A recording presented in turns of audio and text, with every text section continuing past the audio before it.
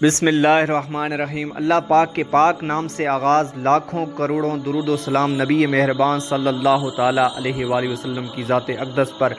آج کی پہلی قسط کے اندر ہم نے بات کرنی ہے، سب سے پہلے شہادت کے واقعات کے حوالے سے آغاز کرنا ہے یزید کا مختصر سا تذکرہ۔ یزید بن معاویہ ابو خالد اموی وہ بدنصیب و بدبخت شخص ہے جس کی پیشانی پر اہل بیت کرام علیہم رضوان کے بے گناہ قتل کا سیاہ داغ ہے، اور جس پر ہر زمانے میں دنیا اسلام ملامت کرتی رہی ہے۔ قیامت تک اس کا نام تحقیر کے ساتھ لیا جائے گا۔ ارباب فراست اور اصحاب اسرار اس وقت سے ڈرتے تھے جب کہ عنان سلطنت اس شقی کے ہاتھ میں آئی۔ 59 ہجری میں حضرت سیدنا ابو ہریرہ رضی اللہ تعالیٰ عنہ نے دعا کی، اللہم انی اعوذ بکا من راس الستین و امارت الصبیان، یا رب عز و جل میں تجھ سے پناہ مانگتا ہوں 60 ہجری کے آغاز اور لڑکوں کی حکومت سے۔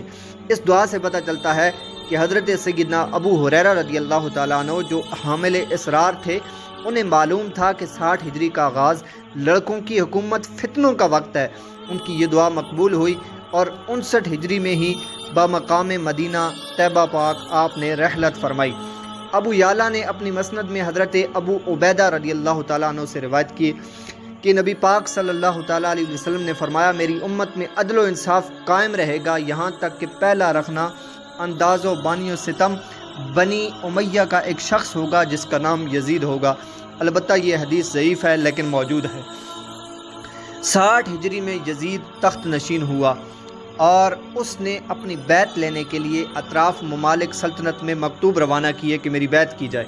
مدینہ طیبہ کا عامل جب یزید کی بیعت لینے کے لیے حضرت امام حسین رضی اللہ تعالیٰ عنہ کی خدمت میں حاضر ہوا تو آپ نے اس کے فسق و ظلم کی بنا پر اس کو نااہل قرار دیا اور بیعت سے انکار کر دیا۔ اسی طرح حضرت زبیر رضی اللہ تعالیٰ عنہ نے بھی انکار فرما دیا۔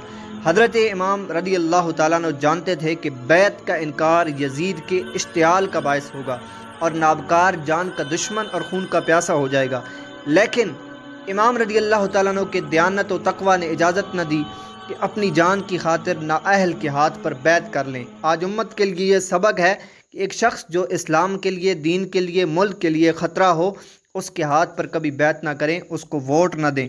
اگر امام رضی اللہ تعالیٰ عنہ بیعت کر لیتے، بہت قدر و منزل وہ اپنی طرف سے دیتا اور بہت سی دولت بھی وہ آپ کی خدمت میں عرض کرتا، لیکن اسلام کا نظام درم برم ہو جاتا اور دین میں فساد برپا ہو جاتا جس کا دور کرنا بعد کو ناممکن ہوتا۔ یزید کی ہر بدکاری کے جواز کے لیے امام کی بیعت سند کرا دی جاتی اور شریعت اسلامیہ و ملت کا نقشہ مٹ جاتا، لہذا آپ نے بیعت نہ کی۔ حضرت امام و ابن زبیر رضی اللہ تعالیٰ عنہما سے بیعت کی درخواست اس لیے پہلے کی گئی تھی کہ تمام اہل مدینہ ان کا اتباع کریں گے۔ اگر یہ شخصیات بیعت کر لیتی ہیں تو پھر کسی تعامل کا کوئی بھی مظاہرہ کوئی بھی بندہ نہیں کرے گا اور ہر بندہ ان کو سامنے رکھ کر بیعت کر لے گا، اور ان حضرات کے انکار سے اس کا منصوبہ خاک میں مل گیا اور یزیدیوں میں اسی وقت سے آتش اناد دشمنی بھڑک اٹھی اور بضرورت ان حضرات کو اسی شب مدینہ سے مکہ منتقل ہونا پڑا، اور یہ واقعہ 4 شعبان 60 ہجری کا ہے۔